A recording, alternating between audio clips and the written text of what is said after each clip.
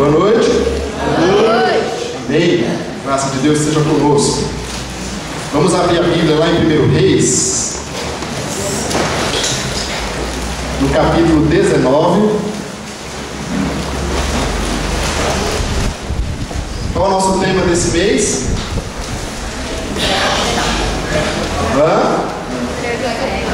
Vamos falar junto como comunidade o nosso tema? 1, 2, 3? Entrega total. Amém. Procura aí na sua Bíblia 1 Reis, capítulo 19.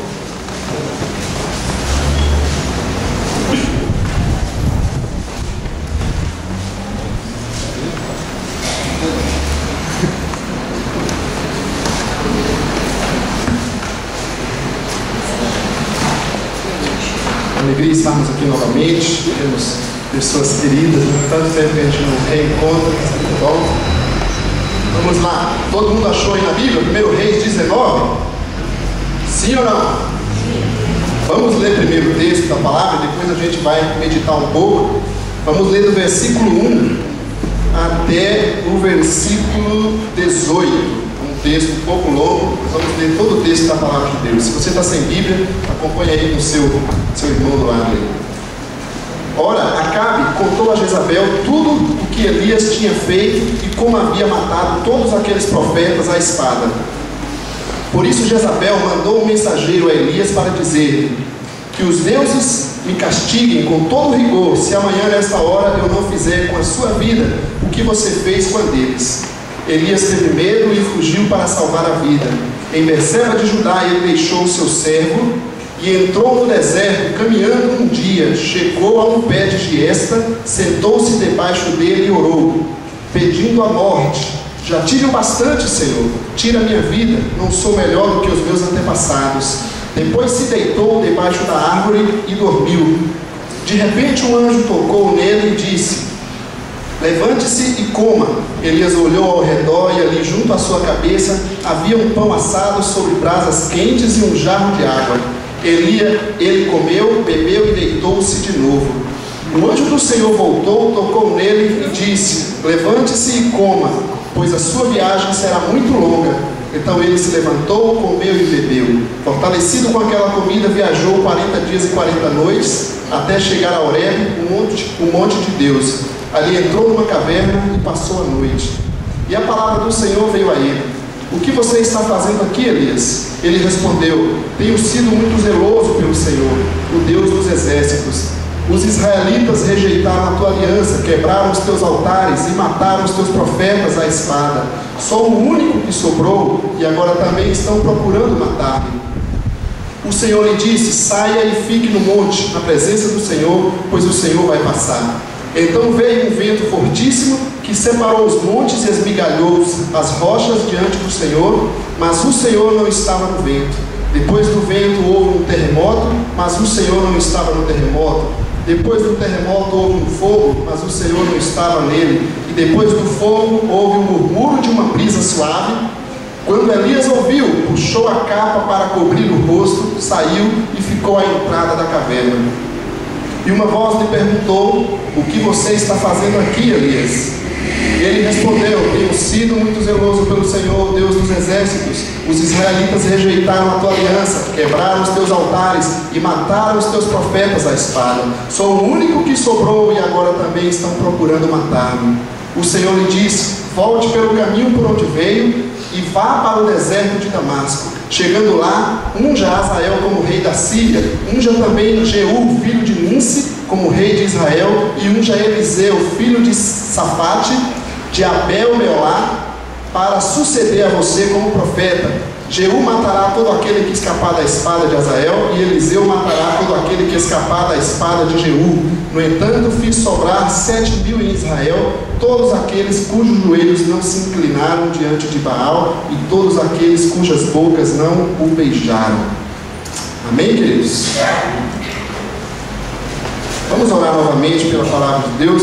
Vou tentar nessa noite conter a minha voz devido a uma boa infecção, mas vamos abrir nosso coração para a palavra de Deus. Estamos aqui num texto do Antigo Testamento, num contexto muito diferente do nosso, mas a gente pode aprender muito com a palavra de Deus em todas as situações. Feche os teus olhos onde você está. Eu queria que você fizesse uma oração a Deus, colocando no seu coração aquilo que você deseja ouvir da palavra de Deus, nesse culto que você está oferecendo ao Senhor. Amém? Pai, estamos na sua presença, colocamos esse momento diante de Ti, Pai, meditando na sua palavra, que é a verdade. É o livro sagrado que o Senhor nos deixou. Cremos nele, Pai, do início ao fim, em todas as palavras colocadas neste livro, na mensagem de salvação que o Senhor nos deixou. Nesse tema que estamos falando, neste mês de entrega total, nós não temos interesse, Senhor, de apenas ter conhecimento sobre algumas coisas, mas verdadeiramente aprender do Teu Espírito e ver a Tua obra ser feita nas nossas vidas, ó Pai. Seja com cada um de nós aqui neste lugar, em nome de Jesus. Amém? O tema que eu dei nesse texto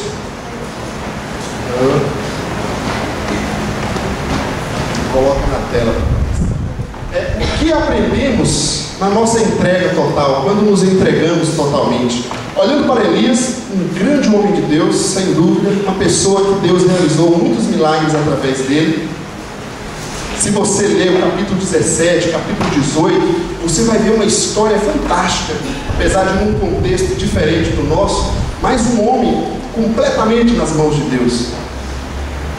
Mas aconteceu um fato na vida de Elias que mudou toda a sua trajetória e que me levou a esse texto pensar o que aconteceu com Elias, o que houve nesse homem completamente nas mãos de Deus e usado por Deus, que afetou a sua relação com o Criador neste momento.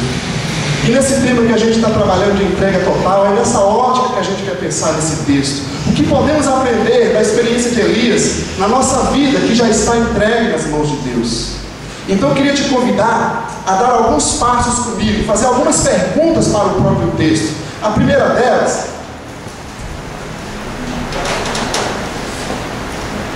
é: o que nos faz entrar em estado de choque? Pergunta para você mesmo: o que aconteceria ou o que pode acontecer na sua vida que vai te deixar em estado de choque? Pensa aí um pouquinho.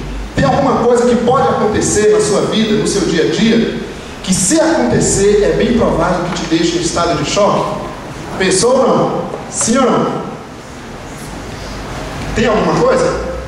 Vamos olhar novamente agora o versículo 2 e o versículo 3. Olha na sua Bíblia. Diz assim: por isso Jezabel mandou um mensageiro a Elias para dizer que os deuses me castiguem com todo o rigor se amanhã nesta hora eu não fizer com a sua vida o que você fez com a deles. Olha o versículo 3, como é que diz aí?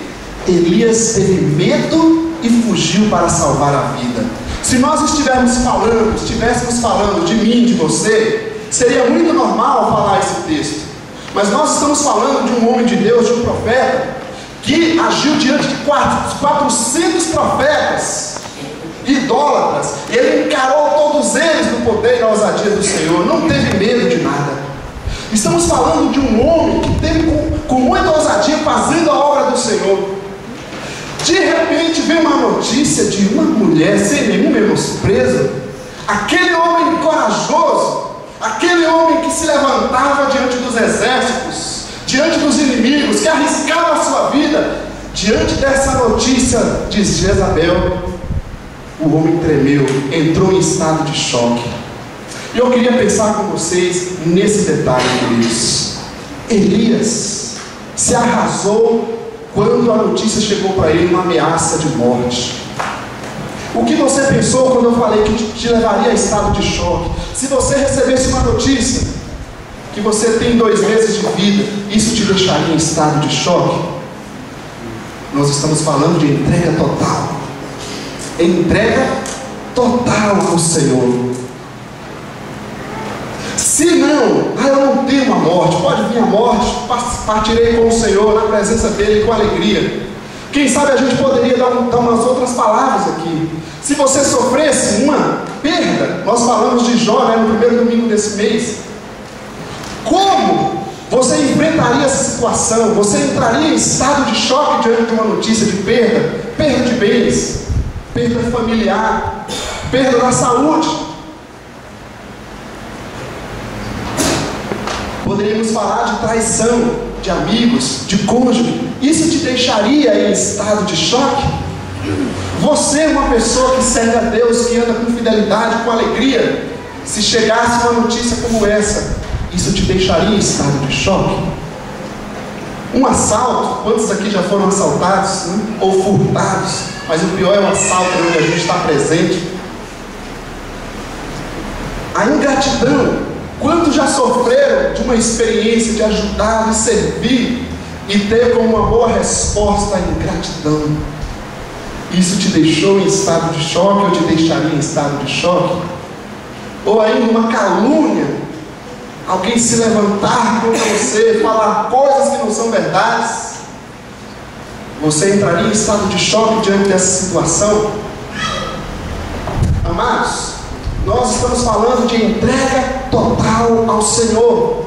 Se nós nos entregamos totalmente ao Senhor, nós iremos conhecer mais de Deus a cada dia, mas não somente mais de Deus, eu diria até, principalmente, é difícil usar esse termo, mas nós iremos conhecer mais de nós mesmos a cada dia.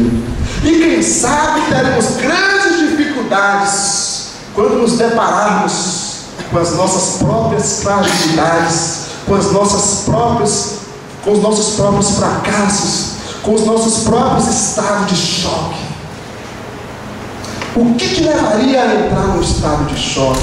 Elias entrou num estado de choque quando a ameaça de morte chegou diante dele. E olha bem, Elias não era qualquer pessoa.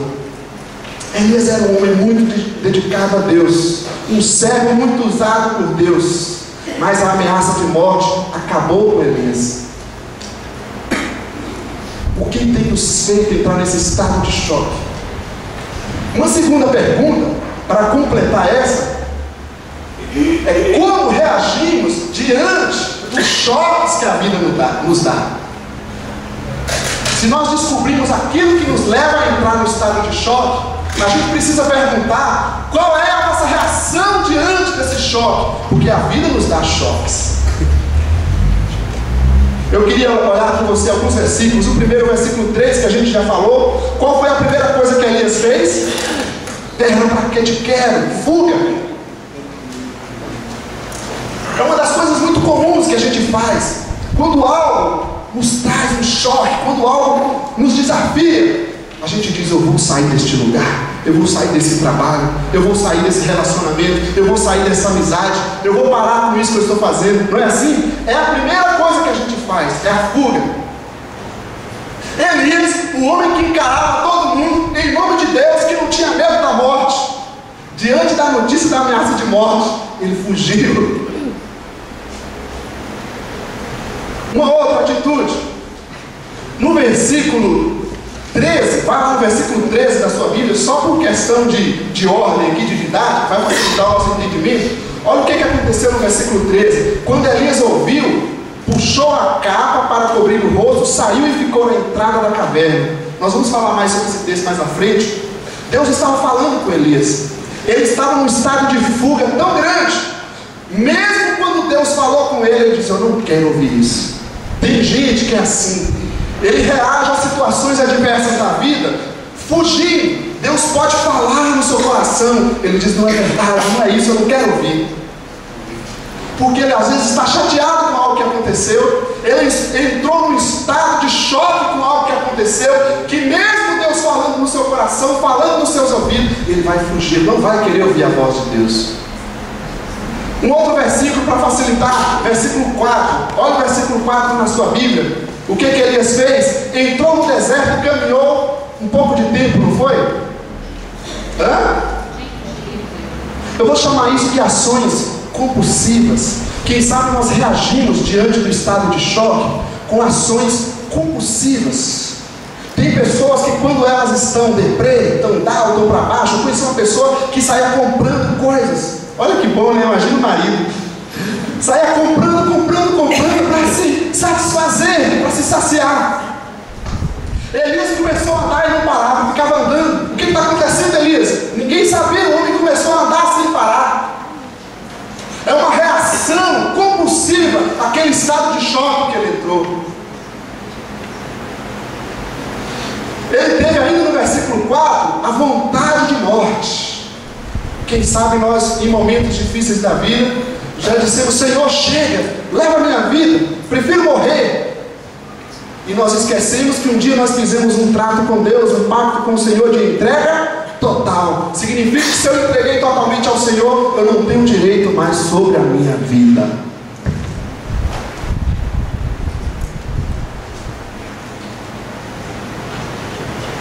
Ações compulsivas, desejo de morte. Ainda no versículo 4 ele diz: eu não sou melhor que os meus antepassados. Eu chamo isso de um auto-menosprezo. Quantos de nós reagimos diante das adversidades, das coisas que nos confrontam, se menosprezando? Não é isso? Eu não sou nada mesmo, não dá certo mesmo. É uma forma da gente até justificar, em vez de encarar aquela situação. É assim mesmo, esse é o meu estado, eu não sou melhor que ninguém, Senhor. Só que tem um problema, a gente vai ver mais na frente que Elias estava muito enganado. Elias estava muito enganado. Vai no versículo 10 e no versículo 14. Eu acho muito interessante esses dois textos. Olha o versículo 10, o início dele diz: e ele respondeu: tenho sido muito zeloso pelo Senhor Deus dos exércitos. Aí começa a história. Veja o versículo 14 novamente. Ele respondeu: tenho sido muito zeloso pelo Senhor Deus dos exércitos. E vai. Elias entrou numa repetição. Ele se prendeu em justificativas, se travou em alguns discursos repetitivos. Tem gente que fica o tempo inteiro: mas é porque eu fiz isso, fiz aquilo. Você fala: mas eu não sei o que. Ele volta no mesmo assunto. É porque não sei o que, porque não sei o que.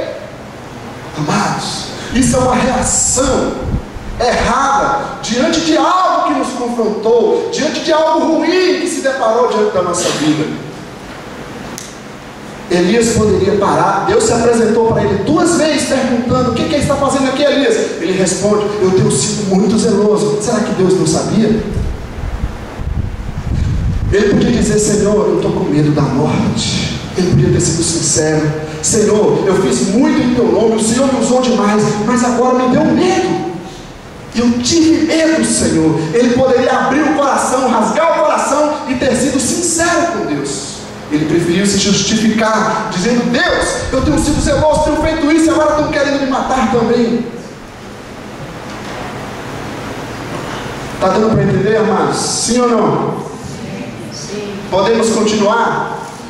Em primeiro lugar, o que nos faz entrar no estado de choque? Em segundo lugar, como reagimos diante do estado de choque? A nossa reação é muito importante diante das coisas que enfrentamos. Em terceiro lugar, essa lição que eu vejo nesse texto: como encontrar Deus diante desses choques da vida, diante dessas aflições? Primeira coisa que nos acontece quando nós entramos num deserto, numa adversidade, o que é que você pensa? Primeira coisa, hein? Quando a luta bate a porta, quando a adversidade bate a porta, uma situação difícil como essa bate a porta, você que é uma pessoa que se entregou totalmente ao Senhor, a primeira coisa que a gente pensa é o quê? Deus me abandonou, cadê o Senhor? Eu vou abandonar a fé, cadê Deus nesse momento que eu mais preciso? É ou não é? Será que é só eu assim? Eu queria pensar com você algumas coisas. Versículo 5 e o versículo 6. Olha na sua Bíblia. Versículo 5. Depois se deitou debaixo da árvore e dormiu. De repente um anjo tocou nele e disse: levante-se e coma. Como enxergar Deus no momento das grandes aflições? Será que Ele nos abandonou? Eu creio piamente que não. Eu não creio que o Senhor nos abandonou. Como nós podemos enxergar? No ânimo que nós recebemos, nos momentos onde nos sentimos mais fracos, mais solitários, mais abandonados por todos, por mais que já nos entregamos totalmente a Deus, nós vamos encontrar um ânimo que vem de Deus. Nos sentimos tão fragilizados, mas algo acontece em nós, através de pessoas, de anjos, através de coisas na nossa vida, que nos traz ânimo. Você já teve experiências como essas? Em momentos de grandes aflições, poder ter tido a presença de uma pessoa, de um amigo, de uma palavra que te trouxe novamente o ânimo, apesar de toda aquela situação. Muitas pessoas estão buscando a Deus de forma errada, querendo as soluções daqueles fatos, querendo a solução daquilo que ele deseja, e não de fato se entregando totalmente a Deus. Porque, queridos, quando nós nos entregamos a Deus, não são as situações que mudam, somos nós que mudamos e passamos a reagir diante delas de forma diferente, de forma do Senhor. A situação pode até mudar, mas se ela não mudar, eu continuarei com o meu coração em Deus. Como enxergar Deus em meio às aflições? O ânimo que nós recebemos. Se você se prostrar diante dele, você vai ver. Uma outra coisa que esse texto fala é: coma, levante-se e coma. Nas provisões, nos momentos mais difíceis da minha vida, de maiores dificuldades financeiras, eu tive apoio por todos os lados, eu tive provisões por todos os lados. Eu não tive, quem sabe, aquilo que eu queria, aquilo que eu buscava, mas Deus proveu na minha vida. Se você não enxergar Deus nas provisões, o que vai acontecer? Você vai dizer: Deus não me ama, Deus não faz aquilo. Muitas vezes olhando para o seu egoísmo, para aquilo que você deseja, de uma forma muito individualista, se esquecendo que você se entregou a Deus. Tem que deixar Ele estar no controle, porque Ele está provendo algo diferente para você. Ele está provendo aquilo que Ele deseja para você. E para isso, amados, é preciso esperar em Deus. É difícil, eu sei. Nós podemos encontrar Deus no meio das aflições, nas provisões que Deus nos dá. Ele provê as nossas vidas de todas as formas. Pode não prover aquilo que você pensa que é a melhor coisa para você naquele momento, mas Deus provê, nos sustentando, cuidando de nós. Uma outra coisa que eu destaco, no versículo 7 e 8 na sua Bíblia. Versículo 7, o anjo do Senhor voltou, tocou nele e disse: levante-se e coma novamente. Eu vou chamar aqui de paciência e persistência de Deus. Como eu posso enxergar Deus no meio das minhas aflições? Na paciência que Ele tem comigo, na persistência que Deus tem comigo. Por quantas vezes, querido, quando alguém falha com você, por quantas vezes você estaria disposto a voltar, a dar uma segunda chance? Agora, por quantas vezes você acha que Deus está disposto a te dar uma segunda chance? Sabe onde é que eu encontro Deus em meio das aflições? Em meio à sua paciência comigo. Eu percebo o quanto Ele tem sido paciente, persistente comigo. Houve momentos que a gente pensa: cadê Deus? Que a gente ora, que a gente lê, e parece que o Senhor está distante. Mas no momento, por acaso, vamos dizer assim, que a gente está ali diante de Deus, algo de sobrenatural, espetacular acontece com as nossas vidas. A situação não mudou, mas algo no nosso interior acontece e nos faz ser aquela pessoa que éramos diante de Deus. Volta novamente aquela alegria em estar entregue nas mãos do Senhor, vendo a persistência que Deus tem tido conosco, como Ele tem sido paciente conosco, tendo misericórdia de nós. Se você não tem enxergado Deus em meio às suas aflições, eu te convido a olhar para essas situações. Eu tenho certeza que você vai enxergar a mão de Deus na sua vida. Amém? Mais um texto, mais um versículo. No versículo 9, olha o versículo 9. Versículo 8, aliás. Então se levantou, comeu e bebeu, fortalecido com aquela comida, viajou 40 dias, aliás, versículo 7, de novo. O anjo do Senhor voltou, tocou nele e disse: levante-se e coma, pois a sua viagem será muito longa. Aí chega no versículo 9 que eu falei: ali entrou numa caverna e passou a noite, e a palavra do Senhor veio a ele: o que você está fazendo aqui, Elias? Isso se repetiu por 2 vezes. Eu vou aprender aqui, tirando para a minha vida como lição, o cuidado e a direção de Deus. Como enxergar a misericórdia de Deus na nossa vida, nos momentos de aflições, na direção que Deus nos dá. Nós ouvimos a voz dele dizer: o que você está fazendo aqui?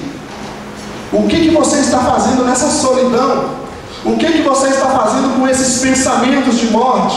O que você está fazendo com esses pensamentos de fracasso? De achar que Deus não pode mais te perdoar, de achar que Deus não pode mais agir na sua vida, de achar que Deus não pode mais te dar esperança, de achar que Deus não pode fazer um milagre na sua vida e mudar essa situação.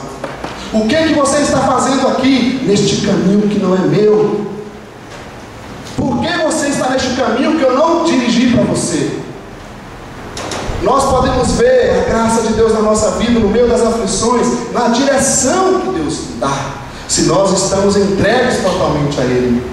Isso é até um alerta, uma exortação de Deus. O que você está fazendo aqui neste lugar, que não é ambiente para você? O que você está procurando neste ambiente? Podemos continuar? Agora, um quarto lugar. Deus tem algo novo para nós. Você crê nisso? Diz amém. Amém.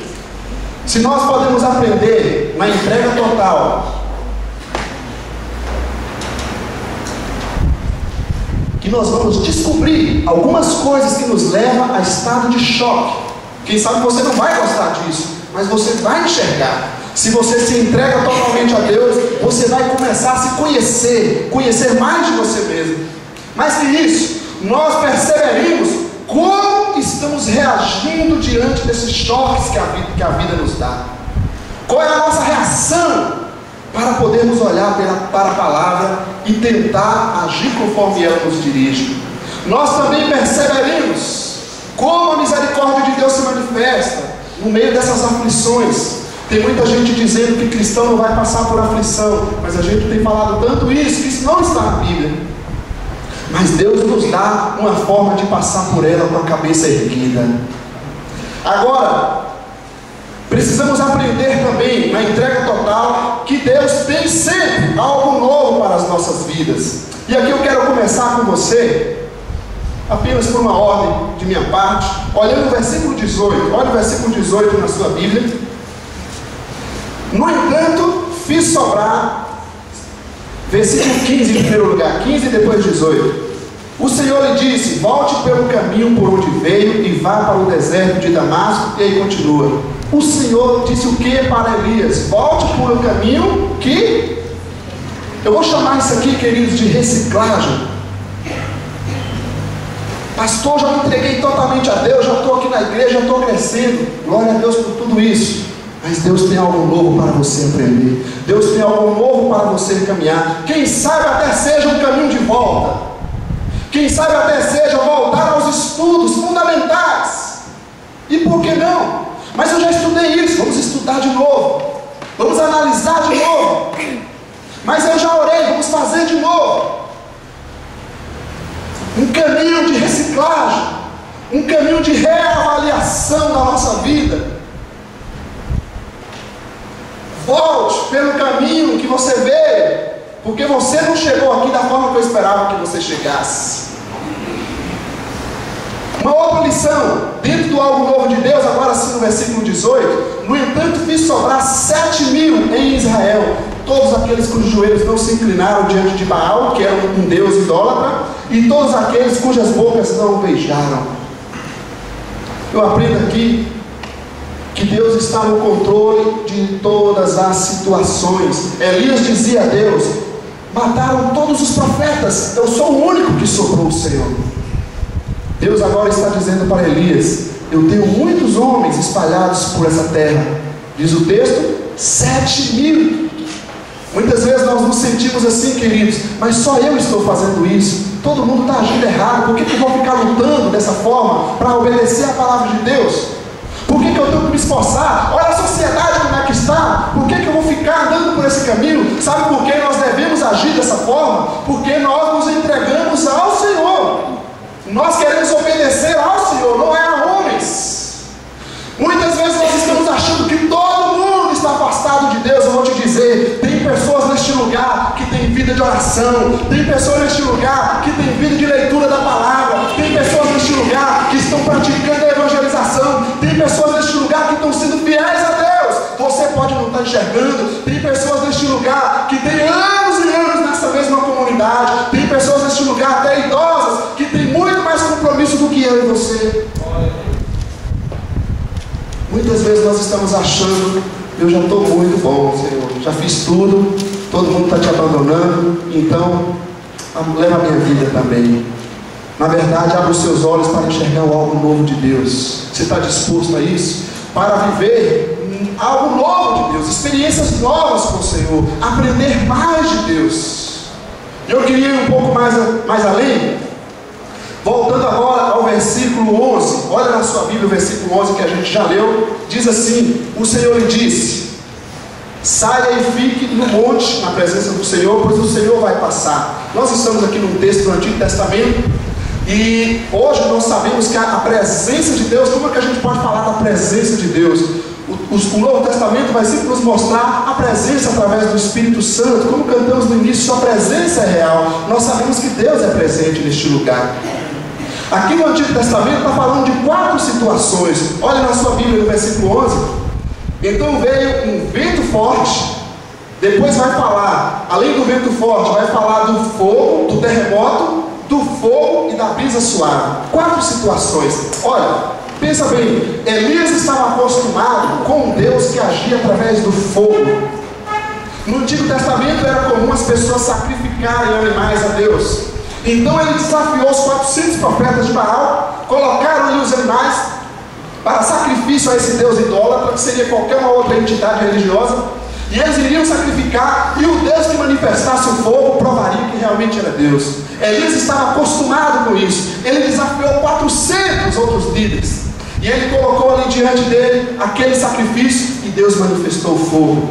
Tudo bem até aí. Só que agora nós estamos diante de uma situação onde Deus está querendo ensinar algo novo para Elias, mas ele achou que já sabia tudo. Ele não estava disposto a viver em Deus, a aprender mais de Deus. Então vem o vento forte, e a presença de Deus não está naquilo. Elias gostava dessas coisas.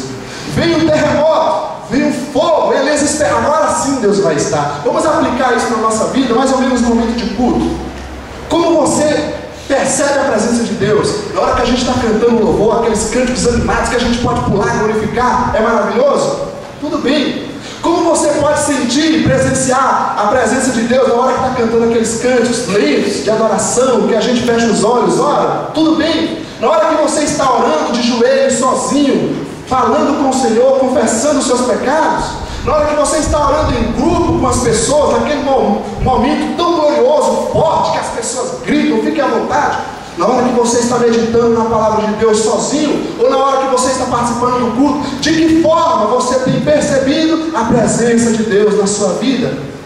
O que eu tenho a dizer, queridos, é que Deus não está em caixinhas, Deus não está preso em formas, Deus age de muitas maneiras. E muitas vezes nós temos parado a nossa caminhada cristã, pensando que Deus não age mais, que é assim mesmo. Sabe por que é assim mesmo? Porque nós paramos. Porque pessoas não estão ouvindo o Evangelho através de você, porque você parou. Porque pessoas não estão sendo reconciliadas com Deus, reanimadas em Deus através de você, porque você parou. Por que está tudo isso acontecendo na minha vida? Porque quem sabe eu me entrei numa rotina de apenas participar de cultos. E nós sabemos muito bem que não é assim. Elias poderia, queridos, eu vou mostrar para você aqui uma situação. Quando chegou a brisa suave, olha na sua Bíblia aí agora. Isso eu acho muito forte. Então veio um vento fortíssimo que separou os montes e esmigalhou as rochas diante do Senhor, mas o Senhor não estava no vento. Depois do vento houve um terremoto, mas o Senhor não estava no terremoto. Versículo 12: depois do terremoto houve um fogo, mas o Senhor não estava nele. E depois do fogo houve um murmúrio de uma brisa suave. Agora olha o versículo 13: quando Elias ouviu, puxou a capa para cobrir o rosto, saiu e ficou à entrada da caverna. E a minha pergunta é: quando Deus nos apresenta situações diferentes, coisas novas que nós precisamos e podemos aprender, como que nós estamos recebendo esse algo novo de Deus? Você diz: eu já tenho a minha religião, se esquecendo que Jesus não é religião. Você diz: eu nasci na igreja. Você diz: eu já tenho tanto tempo de crente. Eu não sei, o que é que você pensa? Quando nós estamos numa entrega total a Deus, queridos, nós precisamos a cada dia dizer: Senhor, ensina-me mais de Ti, dá-me mais de Ti, me leva a aprender mais do Senhor, a me entregar mais ao Senhor. Eu não sei tudo, eu não aprendi tudo de Deus ainda. Você está disposto a aprender mais de Deus, a viver um novo de Deus na sua vida? Quem dá esse limite somos nós. Quem está limitando a nossa entrega total a Deus somos nós, não é Deus. Porque a palavra de Deus diz que a mão do Senhor está estendida. O maior interesse em nos abençoar, em nos fazer viver o plano de Deus para a nossa vida é dele mesmo. Os limites que estão dando somos nós. E Deus não vai forçar você a nada. Amém, gente? Todo mundo entendeu? O que mais posso aprender de Deus? Acho que tem essa frase aqui. Não tem. O que mais posso aprender de Deus? Eu poderia perguntar de uma forma diferente: em que fase da vida cristã você está? Se fôssemos aplicar dessa forma, em que fase da vida cristã você está? Na fase de conversão?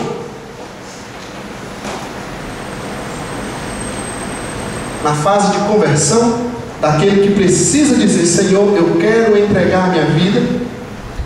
Na fase de aprender de Deus, como uma criança que nasce, precisa aprender, ser educada por seus pais, aprender, ler a palavra. Tem cristão que diz: eu nunca li a Bíblia. Eu tenho uma grande dificuldade de me considerar um cristão se eu nunca li a Bíblia toda. Coisa pessoal. Eu estou numa fase de aprender, eu estou numa fase de crescer a cada dia, crescer, ter crescimento espiritual. Eu estou numa fase de precisar reciclar minha vida, retomar valores que eu deixei lá atrás, retomar atitudes que eu deixei lá atrás, uma motivação que eu deixei lá atrás. Em que fase você está? Se fosse aplicar aquele tripé que a gente sempre fala, na pregação, onde eu participo do culto, ouço a palavra de Deus, em que fase você está? Participa da palavra, ouve a palavra. No ensino, na EBM, ouvir, aprender e estudar a palavra de Deus na escola bíblica, em que fase você está? Ou na fase dos grupos pequenos, onde nós praticamos a palavra? Em que fase você está na sua vida cristã?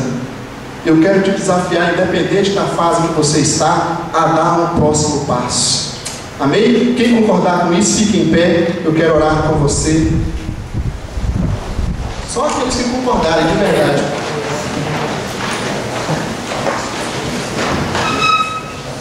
Você quer que a presença de Deus é real neste lugar? Vamos tirar. Vamos cantar esse coro. Você já se entregou a Cristo? Eu não estou perguntando de sua religiosidade. Estou perguntando se você já se entregou a Cristo. O que vocês têm aprendido de Cristo? A entrega total. Você diz: pastor, nesse momento eu não posso porque eu estou vivendo muitas lutas. Eu quero te dizer que essas lutas não são suas, são de Deus, porque você entregou sua vida a Ele. Então não pare a sua vida por causa das lutas.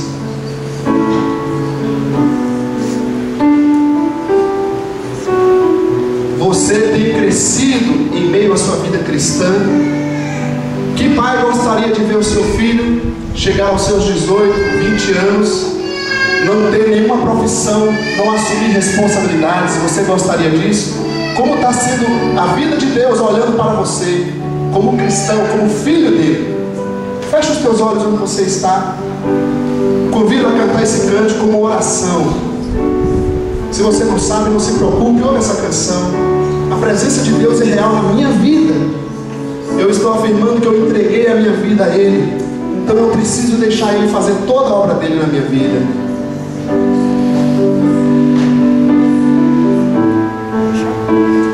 Feche os teus olhos, vamos fazer desse cântico a nossa oração. Sua presença é real. Se você sabe, cante. Se você não sabe, ora. Sua presença é real. Pense esse lugar como o seu coração, a sua vida neste momento. Aqui neste lugar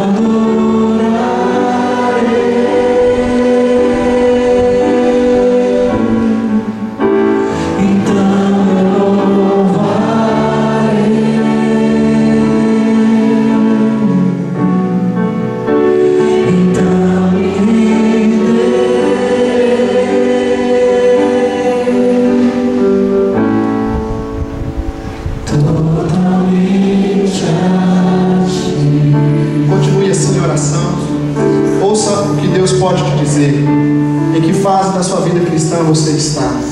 Você já deu o primeiro passo de se entregar a Deus? Você já disse alguma vez: Senhor, eu entrego a minha vida? Já fez isso publicamente? Quer fazer nessa noite?